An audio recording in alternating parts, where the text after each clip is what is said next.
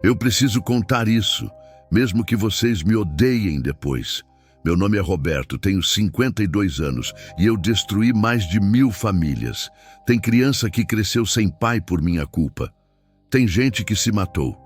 E tudo começou com uma mentira inocente. Uma mentira que eu contei para mim mesmo.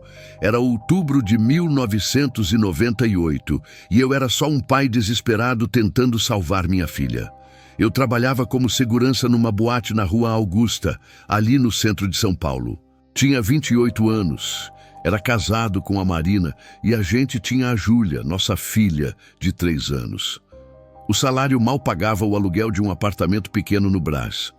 A gente vivia no aperto, mas era feliz, sabe?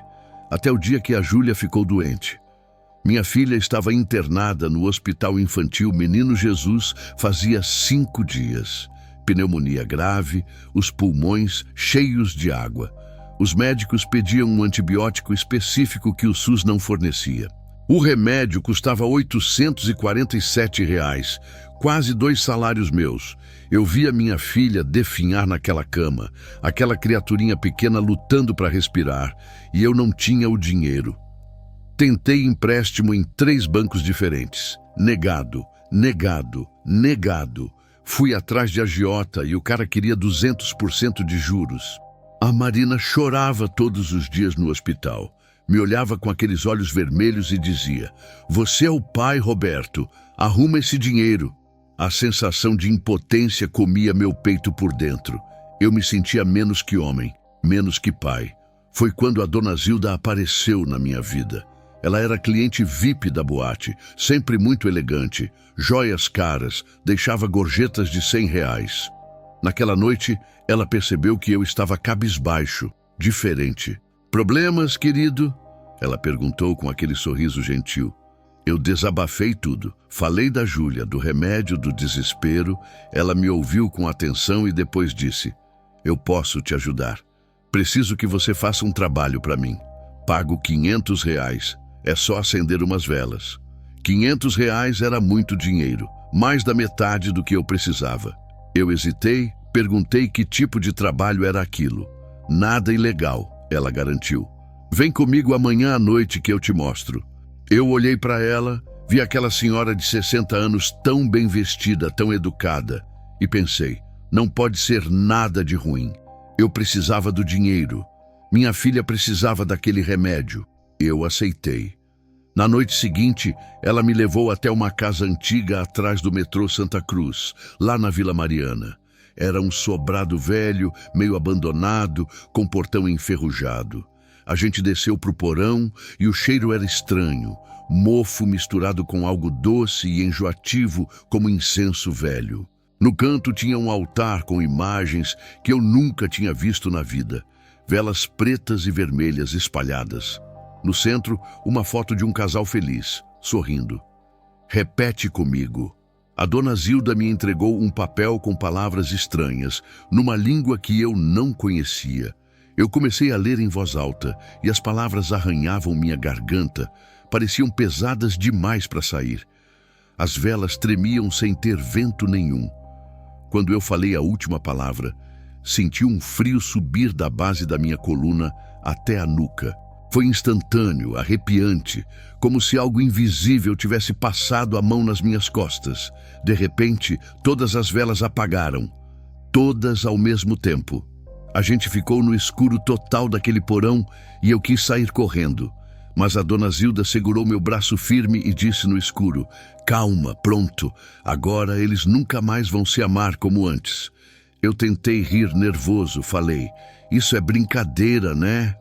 Ela não respondeu na hora, só acendeu uma lanterna e me deu um envelope com o dinheiro. 3 dias depois, ela voltou na boate com um jornal local na mão. Mostrou uma notícia pequena. Casal brigou violentamente em restaurante. Polícia foi chamada. Estavam se separando. 15 anos de casamento. Eu olhei para a foto no jornal. Era o mesmo casal da foto do porão. Meu estômago revirou. A dona Zilda sorriu e disse: "Viu? Você tem o dom, Roberto. Eu senti quando te conheci. Aqui está mais um trabalho se você quiser. Paga ainda melhor." Eu comprei o remédio da Júlia naquele dia. Ela melhorou em uma semana. Mas à noite, sozinho no escuro, eu lembrava daquele frio na espinha e sabia que tinha cruzado uma linha que não devia. Eu passei os 8 meses seguintes fazendo trabalhos pequenos para Dona Zilda. Acender velas, levar oferendas, enterrar coisas em cemitério. No começo, eu me convencia de que era tudo coincidência, que aquelas coisas não funcionavam de verdade, mas o dinheiro era real. Eu ganhava entre 300 e 800 reais por trabalho, fazia 2 ou 3 por semana. De repente, a gente tinha TV nova em casa, as dívidas estavam pagas, eu levava a Marina para jantar em lugares caros. Ela perguntava de onde vinha o dinheiro e eu mentia. Uns bicos de segurança, amor. Mas alguma coisa estava mudando em mim. Eu tinha pesadelos constantes. Acordava suado, com o coração batendo descontrolado. Sonhava com sombras se mexendo, com vozes chamando meu nome. A Marina reclamava que eu estava diferente, mais calado, mais distante. Você não brinca mais com a Júlia, ela dizia. Era verdade. Eu olhava para minha filha e sentia um vazio estranho, como se algo dentro de mim tivesse sido desligado aos poucos. Em maio de 1999, a Dona Zilda me levou até um terreiro clandestino na Vila Matilde. Não era candomblé tradicional, não era umbanda. Era algo mais sombrio, mais pesado. Lá, eu conheci o seu Antônio, um homem de uns 65 anos, magro, com olhar penetrante que parecia atravessar a gente. Ele me observou em silêncio por uns 2 minutos longos e depois disse para Zilda: "Esse aqui tem potencial, mas precisa se comprometer de verdade. Durante 4 semanas, o seu Antônio me testou. Ele mandava eu fazer rituais cada vez mais pesados, cada vez mais tarde da noite, em lugares cada vez mais isolados. Tinha outros 3 homens sendo testados também. Um desistiu na 2ª semana, disse que não aguentava os pesadelos. Outro teve um ataque de pânico durante um ritual e foi embora correndo, gritando. Mas eu aguentei tudo. Eu queria o dinheiro. Eu queria aquele poder estranho que eu sentia crescendo dentro de mim. No dia 21 de junho, lua nova, o seu Antônio disse que eu estava pronto. Ele me levou junto com outras 2 pessoas, um homem de uns 40 anos e uma mulher de 30 e poucos, até uma casa afastada em Itaquera. A sala estava escura, só com velas vermelhas acesas. Um altar no centro. Vocês vão passar a noite em quartos separados, ele explicou com voz grave. Não saiam até o sol nascer. Não importa o que aconteça, não importa o que vocês ouçam ou vejam.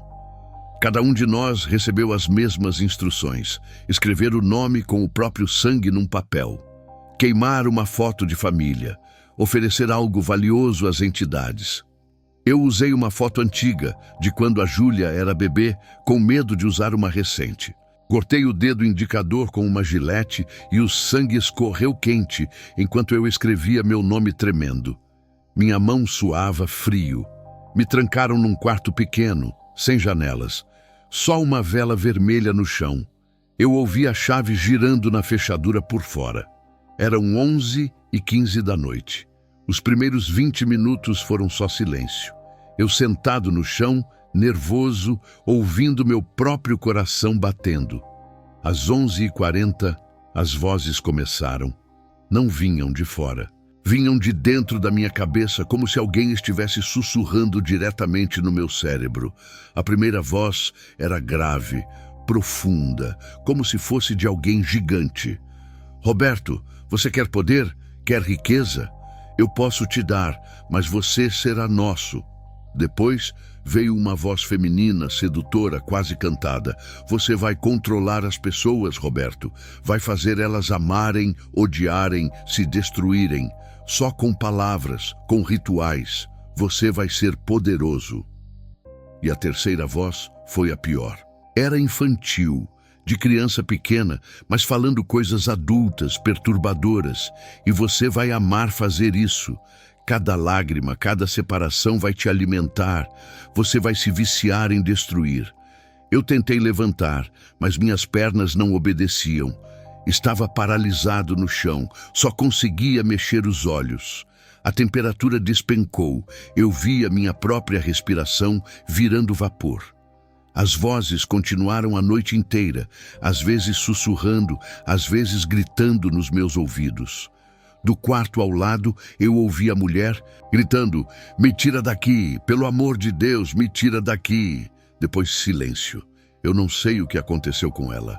Quando a porta abriu, às 5h47 da manhã, eu estava encharcado de suor, tremendo. O seu Antônio me mandou levantar e dessa vez eu consegui.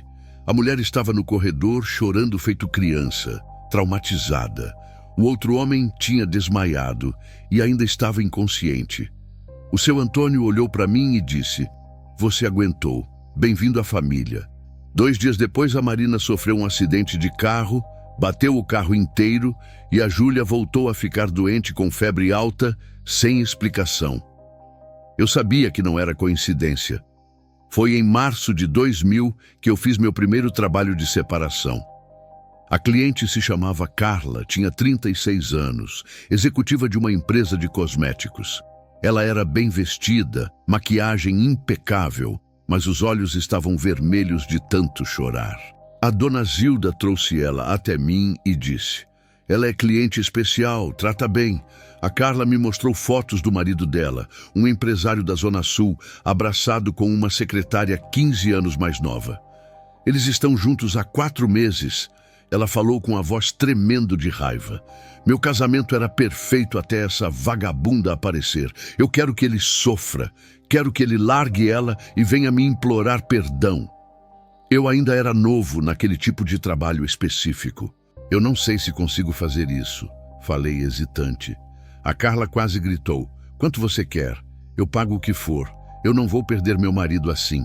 Eu pensei rápido, calculei quanto seria justo e falei: 2.500.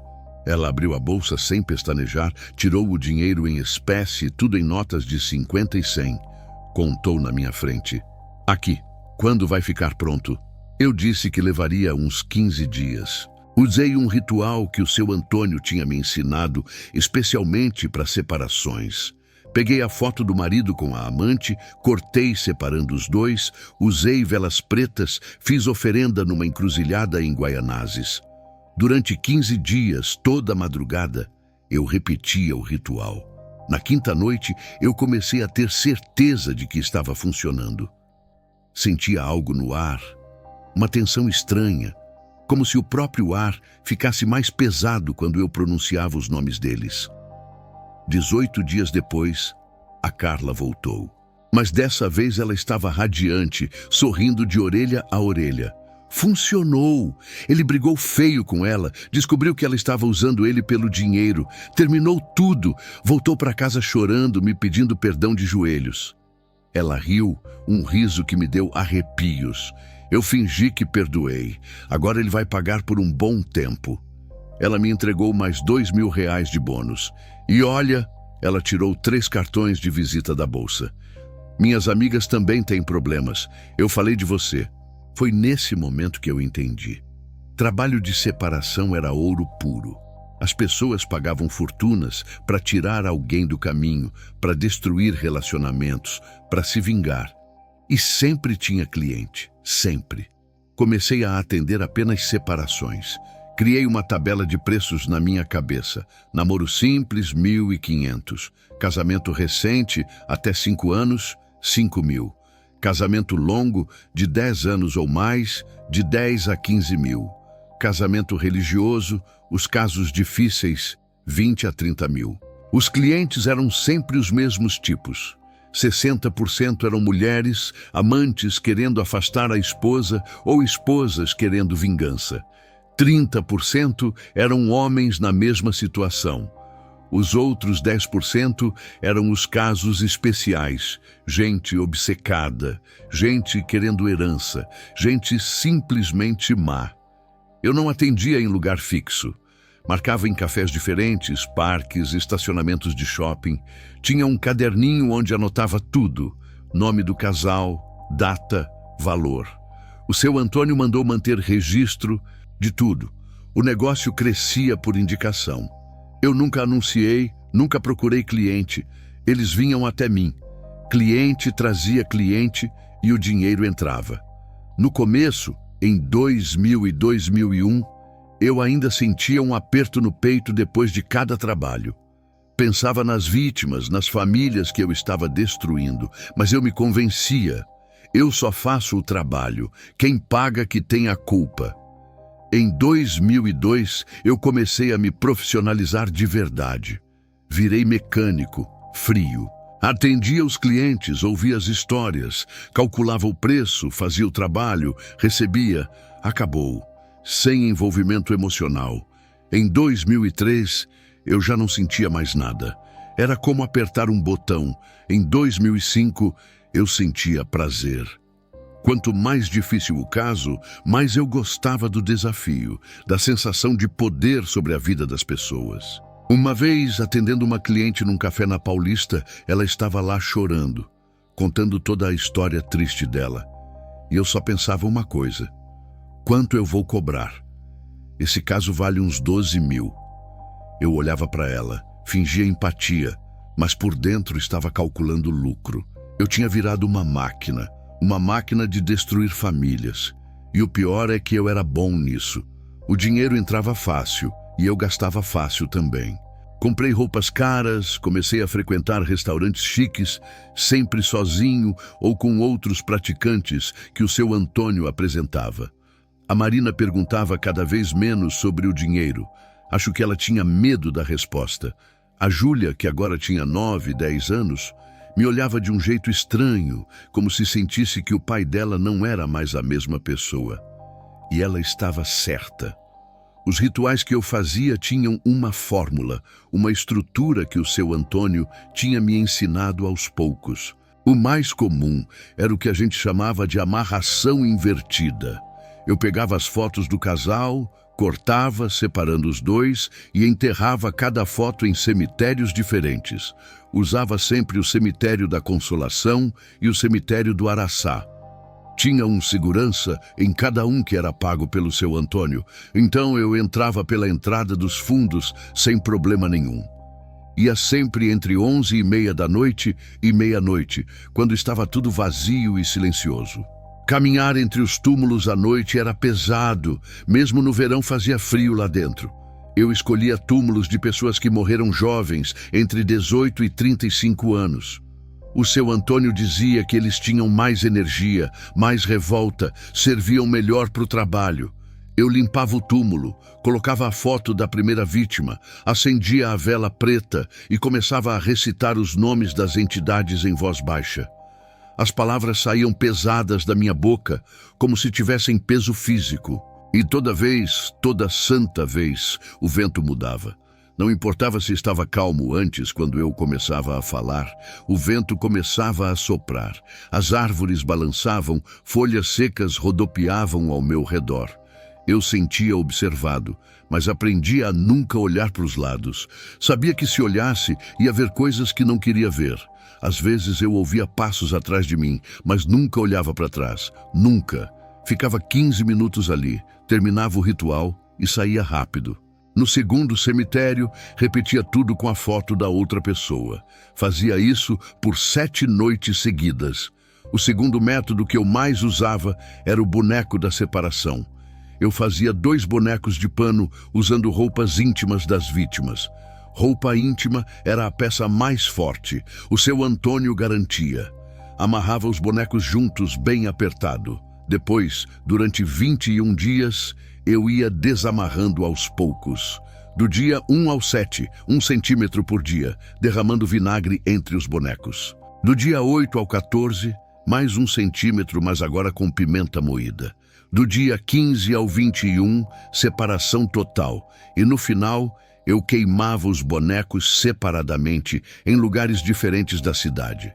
O seu Antônio sempre dizia: quanto mais sofrido o processo, mais forte a separação. E funcionava. Funcionava de um jeito assustador. Teve caso de casal que estava junto há 20 anos, feliz, apaixonado, e em 3 meses estavam se odiando, brigando por qualquer coisa. A mudança era tão brusca que as pessoas ao redor não entendiam o que tinha acontecido. Mas eu sabia, eu tinha feito aquilo.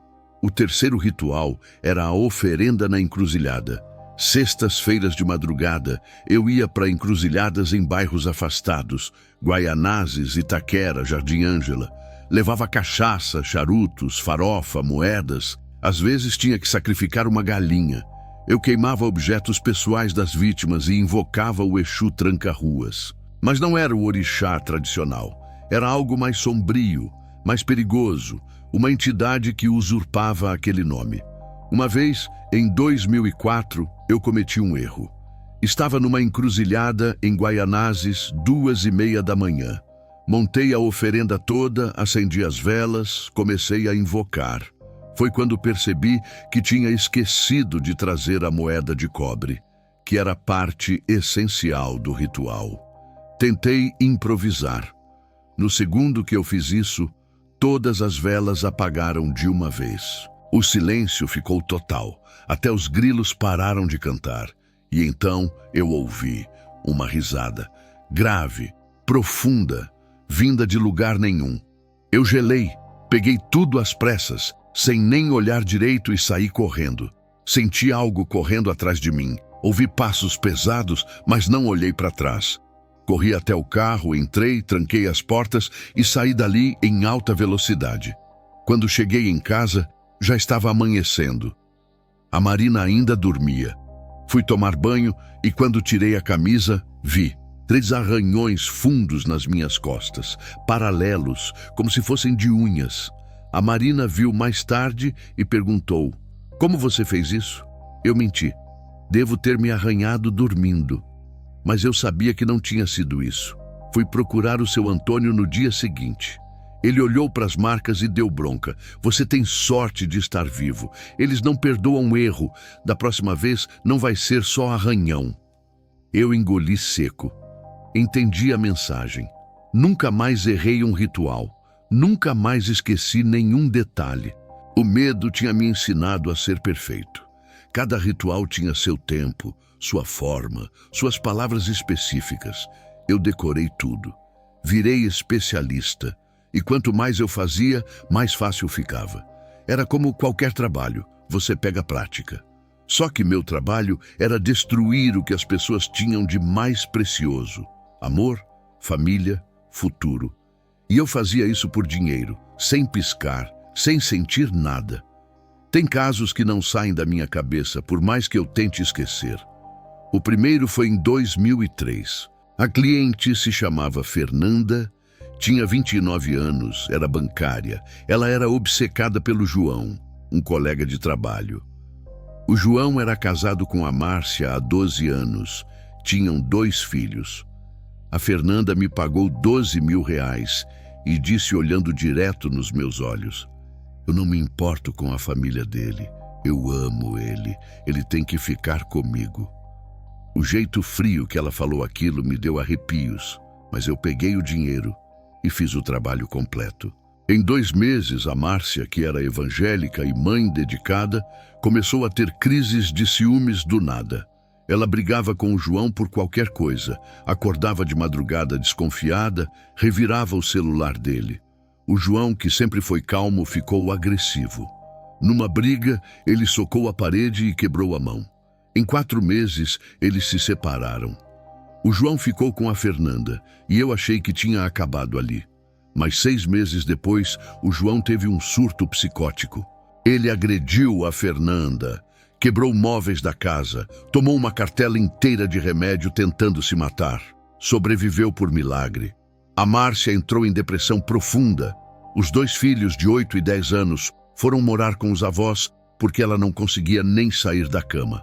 A Fernanda voltou até mim desesperada. "Você precisa consertar o João, ele está louco." Eu olhei para ela e cobrei R$ 20.000. Ela pagou. Fiz outro trabalho, mas o João nunca mais ficou bem. Eu soube depois que ele perdeu o emprego. Ficou internado numa clínica psiquiátrica. As crianças cresceram longe dos 2 pais. O segundo caso foi em 2007. O cliente era o Carlos, irmão da Patrícia. Ele odiava o Anderson, marido dela, achava que a irmã merecia coisa melhor. Me pagou 15 mil reais para separar eles. A Patrícia e o Anderson eram casados há 8 anos, muito apaixonados. Todo mundo via. Eu fiz um dos rituais mais pesados que eu conhecia. 21 dias consecutivos sem parar. O resultado foi assustador até para mim. A Patrícia desenvolveu uma aversão física ao marido. Ela não conseguia nem abraçar ele. Vomitava se ele tentasse beijar. Não era psicológico, era uma reação física mesmo. O Anderson não entendia nada, achou que ela tinha alguma doença, levou ela em 3 médicos diferentes. Nenhum achou nada. Eles se separaram e o Anderson entrou numa depressão tão forte que parou de trabalhar, parou de comer direito, foi definhando. 8 meses depois, eu estava assistindo o jornal local à noite. A notícia dizia: homem se enforca em apartamento na Zona Leste. Mostraram a foto. Era o Anderson, 34 anos. Ele tinha deixado uma carta de suicídio dizendo que não entendia o que tinha acontecido com o amor da vida dele, que não conseguia viver sem ela. Quando eu li aquilo, levantei, fui para o banheiro e vomitei. Fiquei ali uns 10 minutos chorando. Mas no dia seguinte, eu voltei a trabalhar normalmente. Mas o caso que quase me quebrou foi em 2009. A Beatriz e a Simone eram amigas desde os 7 anos de idade. 25 anos de amizade. A Simone casou com o Ricardo em 2005 e a Beatriz foi madrinha do casamento. Só que a Beatriz era apaixonada pelo Ricardo desde sempre. Ela nunca tinha falado isso para ninguém. Em 2009, ela me procurou chorando. Eu amo o marido da minha melhor amiga. Eu sei que é errado, mas eu não aguento mais. Eu cobrei 18 mil reais. Ela pagou. O trabalho foi intenso. Eu senti que esse ia ser pesado, não sei explicar, mas eu sentia essas coisas. Em 2 meses, a Simone e o Ricardo começaram a brigar por motivos bobos. Em 3 meses, a Simone tinha crises de ansiedade só de ficar perto do marido. Em 5 meses, eles se separaram. A Simone não entendia por quê. Ela dizia chorando: eu amo ele, mas não consigo ficar perto. A Beatriz consolou o Ricardo. 2 meses depois, eles estavam juntos. 1 ano depois, em 2010, eu estava vendo o jornal na TV. A notícia: mulher se joga de prédio na Zona Sul. Mostraram o nome. Era a Simone, 8º andar. Ela tinha deixado uma carta para o filho Miguel, de 5 anos. Mamãe não aguenta mais viver sem a família. Perdoa a mamãe. Eu desliguei a TV. Tranquei no banheiro. Vomitei de novo. Chorei. Pensei pela primeira vez com clareza. Eu matei ela. Não joguei ela do prédio, mas eu matei. Mas sabe o que é pior? No dia seguinte, eu atendi outro cliente. Eu estava possuído por aquilo. Não conseguia parar. Era como vício. O seu Antônio tinha me mandado guardar registro de todos os trabalhos num caderno preto. Nome do casal, data, valor, resultado quando eu soubesse. Ele dizia que as entidades gostavam de registro, que se alimentavam de saber o estrago que tinham causado. Eu guardava aquele caderno trancado. Hoje ele foi queimado, mas os nomes ainda estão na minha cabeça. Eles me perseguem toda noite. Entre 2008 e 2012, eu estava no auge. Atendia de 3 a 5 clientes por semana, ganhava entre 40 e 80 mil reais por mês. Em 4 anos, eu calculei ter feito mais de 800 trabalhos de separação. O dinheiro entrava fácil e eu gastava sem pensar. Comprei um apartamento de 3 quartos no Tatuapé, comprei um Audi A3 Prata 2011, usava só roupa de marca, frequentava os restaurantes mais caros da cidade. Dezembro de 2011, eu estava num resort 5 estrelas, em Porto de Galinhas. Suíte de frente para o mar, tudo pago com dinheiro de separação. A Marina estava comigo, mas a gente mal conversava. Sentávamos juntos no café da manhã e ficávamos em silêncio. A Júlia, que agora tinha 16 anos, nem quis ir na viagem. Ela disse que tinha coisas melhores para fazer. Aquilo doeu, mas eu fingi que não ligava. Eu estava na piscina do resort tomando caipirinha, óculos escuro, quando o celular tocou. Número desconhecido. Alô? A voz do outro lado era de um empresário. Dava para perceber. Roberto, me indicaram você. Preciso de um trabalho urgente, é complicado. Pago 40 mil se resolver rápido. Eu nem perguntei detalhes. Fechado. Me passa as informações por e-mail. Desliguei e voltei a tomar minha caipirinha. Olhei em volta, aquelas pessoas todas ricas, e pensei, cheguei no topo. Quando olhei para o lado, a Marina estava me encarando. Tinha uma expressão no rosto dela que eu nunca tinha visto antes. Era medo. Medo de mim. Eu perguntei, que foi? Ela desviou o olhar e disse baixinho, nada. Mas eu sabia o que ela estava pensando. Ela sabia que tinha algo muito errado comigo. Só não sabia o quê.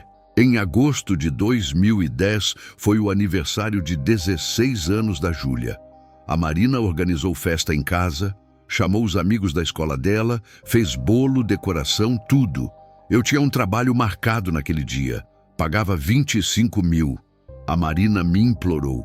É aniversário da sua filha, Roberto. Você não pode faltar. Eu disse, é importante. Eu compenso depois. Compro um presente caro para ela. E fui fazer o trabalho. A Júlia cortou o bolo chorando. A Marina teve que mentir para os convidados. Disse que eu tive uma emergência no trabalho. Quando voltei de madrugada, a casa estava vazia. Só sobras de festa. Tinha um pedaço de bolo guardado para mim. Eu joguei no lixo. A Júlia nunca mais foi a mesma comigo. Ela me olhava como se eu fosse um estranho, e eu era.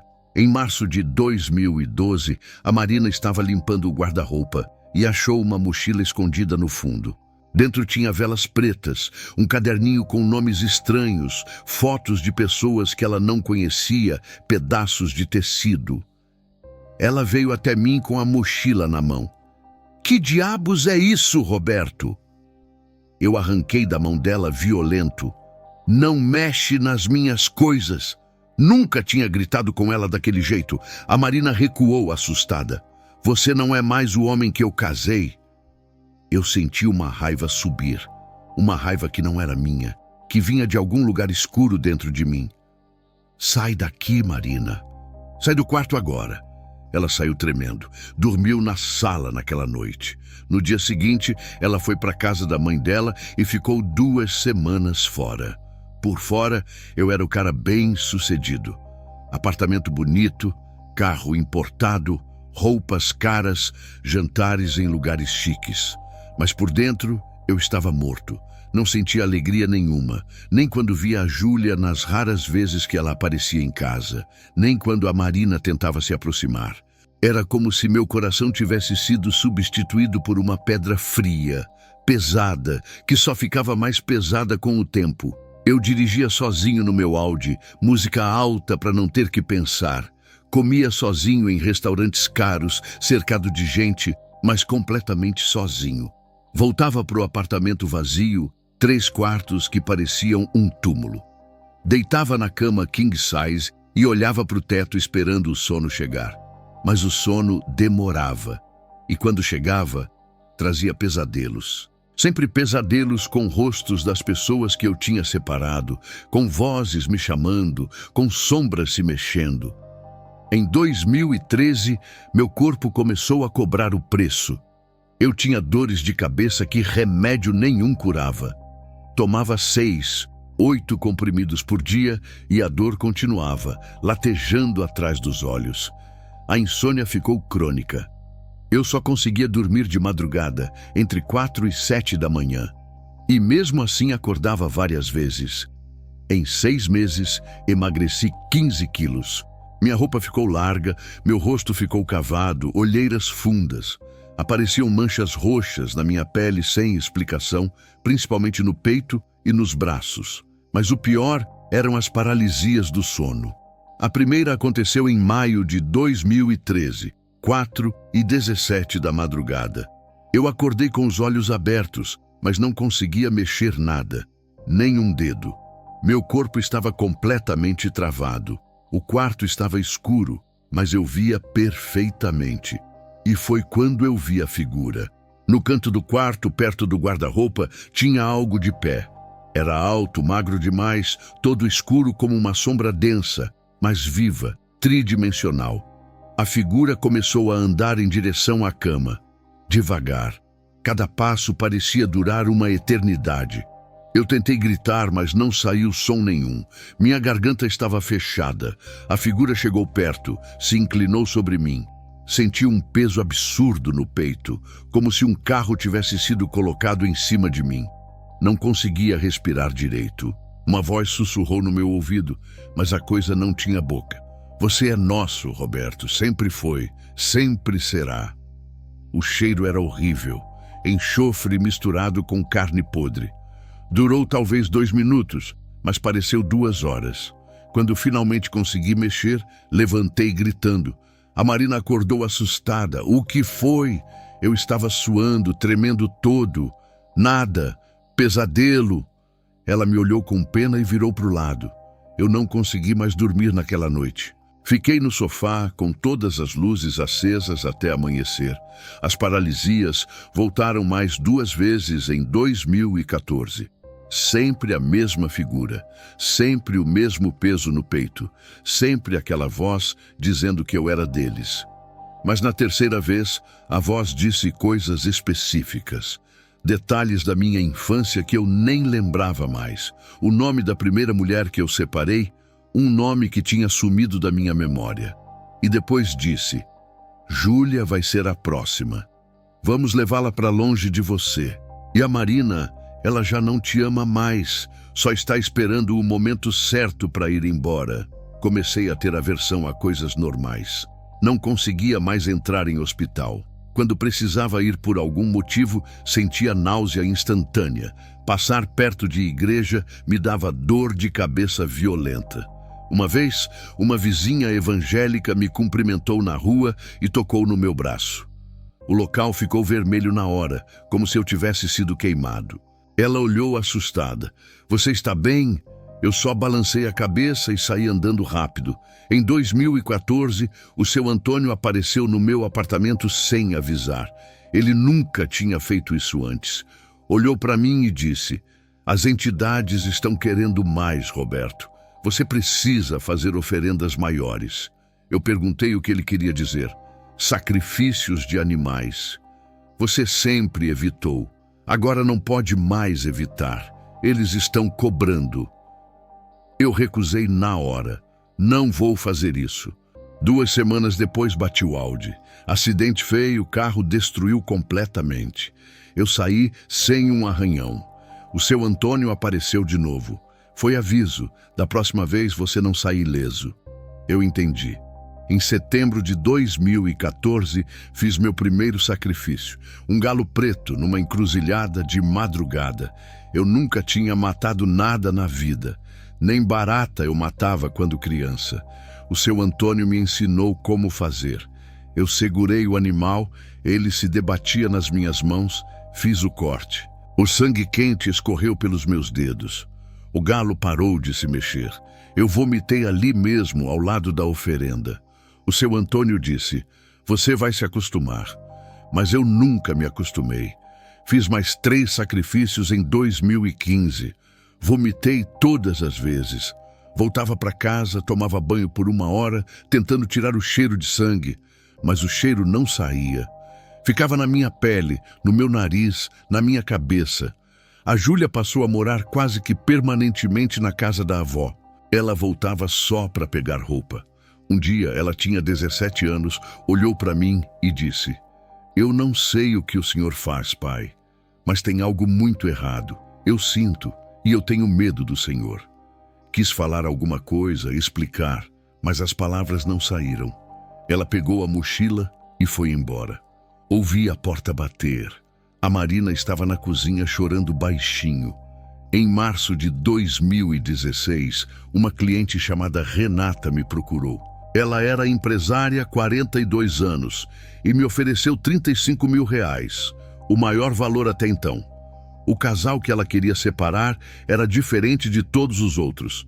Eram evangélicos fervorosos, casados há 20 anos, líderes de célula na igreja, 2 filhos. Quando ela me contou, eu pensei, impossível, mas aceitei o desafio. Fiz o ritual mais pesado que eu conhecia, combinei todos os métodos, não parei por 3 semanas. A noite de 13 de março de 2016 mudou minha vida para sempre. A Marina tinha brigado comigo de novo e foi para a casa da mãe. Eu estava sozinho no apartamento. Eram 3h17 da madrugada. Eu lembro do horário porque olhei para o relógio do celular antes de começar. Estava no quarto que eu usava como espaço de trabalho. Velas pretas acesas, fotos do casal evangélico queimando numa tigela de metal. Era a última parte do ritual, a invocação das entidades mais fortes. Eu estava pronunciando os nomes quando as velas apagaram. Todas ao mesmo tempo. O som foi como um sopro gigante. A escuridão ficou completa. A temperatura despencou em segundos. Eu comecei a ver minha própria respiração virando vapor. E então veio a voz. Não era de fora, era de dentro da minha cabeça, mas ao mesmo tempo parecia preencher o quarto inteiro. Roberto, eu gelei. Meu coração disparou. Você nos deve. Senti um peso no peito, como se algo pesado tivesse sentado em cima de mim. Não conseguia mexer, respirar direito. Era paralisia de novo, mas pior, muito pior que as outras vezes. No canto do quarto, perto da porta, uma sombra começou a se formar. Não era sombra normal. Era densa, tridimensional, viva. Foi crescendo, ficando mais alta. 2 metros, 2,5 metros, quase tocando o teto. 2 pontos vermelhos onde deveriam estar os olhos, brilhando como brasas. A figura começou a se mover em direção a mim. Não tinha pernas visíveis, mas deslizava pelo chão. A voz continuou. Você acha que pode parar? Você é nosso, desde 1999, e vamos cobrar tudo, sua vida, sua alma, sua família. A figura estava a 1 metro da cama. Os olhos vermelhos me encaravam. Júlia vai ser a próxima. Vamos buscá-la. E depois a Marina. Você vai ver todos sofrerem antes de ir para o seu lugar. A voz começou a dizer coisas que ninguém sabia. Detalhes da minha infância. Coisas que eu tinha esquecido completamente. O nome da minha primeira professora. O apelido que meu avô me chamava. A data exata do primeiro trabalho que eu fiz com a dona Zilda. Coisas que estavam trancadas no fundo da minha memória. E quanto mais ela falava, mais o peso no meu peito aumentava. Eu não conseguia respirar. Achei que ia morrer ali.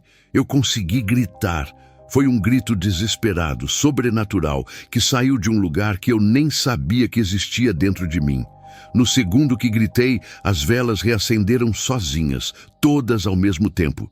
A figura sumiu como se nunca tivesse estado ali. Consegui mexer de novo, pulei da cama, saí correndo para a sala, liguei todas as luzes, fiquei no sofá tremendo até o sol nascer. Quando voltei no quarto, meia hora depois, o chão estava coberto de cera. As velas tinham derretido completamente, mas a cera não estava espalhada. Formava um desenho perfeito. Uma mão gigante com dedos longos, como se alguém tivesse moldado propositalmente. Tentei limpar com tudo que eu tinha. Água quente, produtos químicos, nada funcionou. A madeira tinha ficado manchada permanentemente. Tive que cobrir com um tapete. Aquela marca ficou lá até o dia que vendi o apartamento. 3 dias depois, a Renata me ligou furiosa. O casal evangélico não tinha se separado. Continuavam juntos, mais unidos que antes. O trabalho tinha falho pela primeira vez em 16 anos. Ela exigiu o dinheiro de volta, ameaçou me expor. Devolvi os 35 mil sem discutir. Não ligava mais para dinheiro. Eu estava aterrorizado. Não consegui comer nada por 3 dias, vomitava tudo. Perdi 5 quilos em 1 semana. Apareceram marcas roxas no peito, exatamente onde eu tinha sentido o peso. Fui em 2 médicos diferentes. Fizeram exames, não acharam explicação. As marcas continuaram ali por semanas. Passei as noites no sofá, com todas as luzes acesas. TV ligada no volume alto só para ter barulho. Tinha medo de fechar os olhos. Pela primeira vez em anos, eu tive medo de morrer. Mas não era medo da morte em si, era medo do que vem depois. Eu sabia exatamente para onde eu ia quando morresse. Tinha feito um pacto, tinha vendido minha alma, e eles tinham vindo me lembrar disso. Depois daquela noite, eu entrei em desespero total. Procurei o seu Antônio pedindo ajuda. Ele olhou para mim e pela primeira vez eu vi medo nos olhos dele. Você foi longe demais, Roberto. Eles marcaram você de um jeito que eu nunca vi. Eu não posso mais te ajudar. Você que se vire. Ele virou as costas e foi embora. Procurei outros mestres espirituais, mães de santo, pai de santo, médiuns. Todos sentiam algo em mim e recusavam na hora. Tem coisa pesada demais em você. Eu não mexo nisso. Em junho de 2016, a Júlia apareceu no apartamento. Ela estava diferente, mais leve, sorrindo de verdade, coisa que eu não via há anos. Oi, pai! Eu mal conseguia olhar para ela. Sentia vergonha, nojo de mim mesmo. Oi, filha! Ela sentou do meu lado no sofá. Eu me converti, pai. Aceitei Jesus. Estou frequentando uma igreja evangélica na Vila Carrão. Mudou minha vida. Quando ela falou Jesus, senti uma pontada no peito, como se alguém tivesse enfiado uma agulha. A Júlia me olhou nos olhos. Pai, eu não sei o que o senhor faz, mas eu sinto que tem algo muito errado. Eu oro pelo Senhor todos os dias. Deus me mostrou que o senhor está em perigo. Ela pegou na minha mão. Vem comigo na igreja, só uma vez. Por mim. Eu recusei na hora. Não posso. Você sabe que eu não frequento igreja. Mas ela insistiu. Pai, por favor, eu te amo. Eu não quero te perder. Ela chorou. Eu chorei também. Eu vou pensar. A Júlia voltou mais 2 vezes pedindo. Eu continuei recusando. Mas as coisas estavam piorando. Eu acordava com arranhões no corpo, 3 marcas paralelas como unhas. Ouvia risos à noite. Vi a figura escura mais 2 vezes. A Marina ligou. A gente estava separado, de fato. Roberto, a Júlia está me pedindo para te convencer. Vai na igreja com ela. O que você tem a perder? Eu estava tão desesperado que cedi. No último domingo de junho de 2016, às 7 da noite, fui na Assembleia de Deus da Vila Carrão. Senti náusea assim que pisei no estacionamento, dor de cabeça instantânea. Eu não consigo, Júlia. Ela segurou firme na minha mão. Pai, por favor, por mim. Entramos. Quando cruzei a porta da igreja, a dor de cabeça ficou violenta. Suor frio desceu pela minha testa. A Júlia me levou para sentar na 3ª fileira. O louvor começou. A música era Quão Grande És Tu. Minha avó cantava essa música quando eu era criança, antes de tudo isso começar. Algo dentro de mim se quebrou. Comecei a chorar sem conseguir parar. A Júlia segurou minha mão mais forte. A música continuou. Eu chorava cada vez mais. Quando chegou no refrão, senti como se algo dentro do meu peito rasgasse. Dor física, aguda. Quis levantar para sair, mas minhas pernas fraquejaram. Caí de joelhos ali mesmo no corredor. As pessoas ao redor começaram a orar. Eu gritei. Não foi proposital, saiu de dentro de mim sem controle. Eu não aguento mais. Me ajuda! Não sabia se estava gritando para Deus ou para as entidades. Talvez os dois. O pastor Josué, um homem de uns 50 anos, desceu do púlpito. Veio até mim e colocou a mão na minha cabeça. Filho, Jesus te ama. Ele pode te libertar. Eu chorei por 20 minutos ali no chão da igreja. A Júlia do meu lado, chorando também. Depois do culto, o pastor me chamou para conversar numa sala. Me conta tudo. E eu contei. Tudo. 18 anos de bruxaria. Mais de 1000 casamentos destruídos. Os pactos, os sacrifícios, as manifestações, o caderno com os nomes. Tudo. Ele ouviu em silêncio, sem me julgar. Quando terminei, ele disse: Filho, eu já vi casos piores que o seu. E Jesus é maior que tudo isso. Mas não vai ser fácil. Você vai ter que renunciar tudo e vai ter batalha espiritual pesada. Você aguenta? Eu respondi: eu quero sair dessa. Ele sorriu. Então, vamos começar hoje. Os próximos 21 dias foram os mais difíceis da minha vida. Jejum de Daniel, só legumes e água. Oração 3 vezes por dia. Leitura da Bíblia obrigatória. No terceiro dia, eu estava sozinho na igreja às 10 da noite orando. Ouvi passos, olhei. Não tinha ninguém. Os passos continuaram, cada vez mais perto. As luzes começaram a piscar, cheiro de enxofre. Agarrei a Bíblia e comecei a ler o Salmo 91 em voz alta, tremendo. Aquele que habita no esconderijo do Altíssimo, à sombra do Onipotente, descansará. Os passos pararam. Fiquei lá até às 6 da manhã, com medo de sair. No 7º dia, voltei no apartamento com o pastor Josué.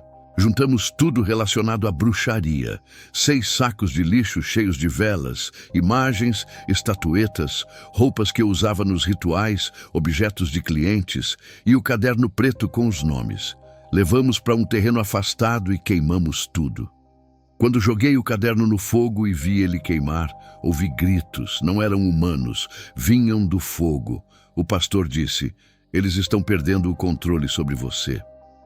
No 15º dia do jejum, tive uma crise violenta em casa. A Marina tinha voltado para me apoiar. Ela acordou de madrugada com barulhos estranhos. Eu estava dormindo, mas falando em línguas, as mesmas que eu usava nos rituais. Quando ela me chacoalhou, acordei sem lembrar de nada. Tinha arranhado meu próprio braço dormindo. 3 marcas fundas, sangue no lençol. Ela ligou para o pastor Josué chorando. Ele foi na minha casa às 3 da manhã fazer oração. A libertação final aconteceu na madrugada do dia 15 de agosto de 2016. Vigília de oração na igreja. Tinha umas 30 pessoas lá orando por mim. Eu estava no altar, ajoelhado. O pastor Josué colocou a mão na minha cabeça e começou a orar em voz alta, repreendendo toda a obra das trevas. De repente, senti uma dor no peito tão forte que achei que ia morrer ali. Caí no chão. Não conseguia respirar. As pessoas oravam mais alto. Senti algo se mexendo dentro de mim, subindo do estômago para a garganta. Vomitei, mas não saiu comida. Saiu uma coisa escura, meio líquida, meio sólida, com cheiro horrível de podre. As pessoas se afastaram. O pastor gritou: "Sai em nome de Jesus." Senti algo físico sair do meu corpo, como se alguém tivesse arrancado algo de dentro do peito. Respirei fundo. Pela primeira vez em anos, respirei sem peso no peito. Olhei para o pastor Josué. Ele estava suado, exausto, mas sorriu. "Acabou, filho. Você está livre." Eu desabei chorando. Chorei por horas. Eram lágrimas de alívio, de libertação, de gratidão. A Marina estava lá. Ela me abraçou e disse: "Eu te perdoo." A Júlia abraçou os dois. A gente ficou ali, os 3 abraçados, chorando. Senti que tinha ganhado minha família de volta. Fui batizado em setembro de 2016. A igreja estava lotada. A Júlia chorava de alegria. Comecei a frequentar os cultos 4 vezes por semana. Domingo de manhã e à noite, quarta-feira e sábado. Tinha que reconstruir tudo do zero. O casamento com a Marina levou tempo. Fizemos terapia de casal com aconselhamento pastoral. Em 2017, renovamos nossos votos. Foi como começar de novo. Hoje, em 2025, estamos casados, servindo juntos na igreja. Tive que vender tudo. O apartamento do Tatuapé, eu não conseguia mais morar lá. Vendia o Audi. Gastei quase tudo que tinha em dívidas e reparações. Voltei a trabalhar como segurança. Hoje trabalho num shopping na Zona Leste. Ganho R$ 2.800. Moro num apartamento alugado simples de 2 quartos, mas sou feliz, feliz de verdade. O arrependimento é diário.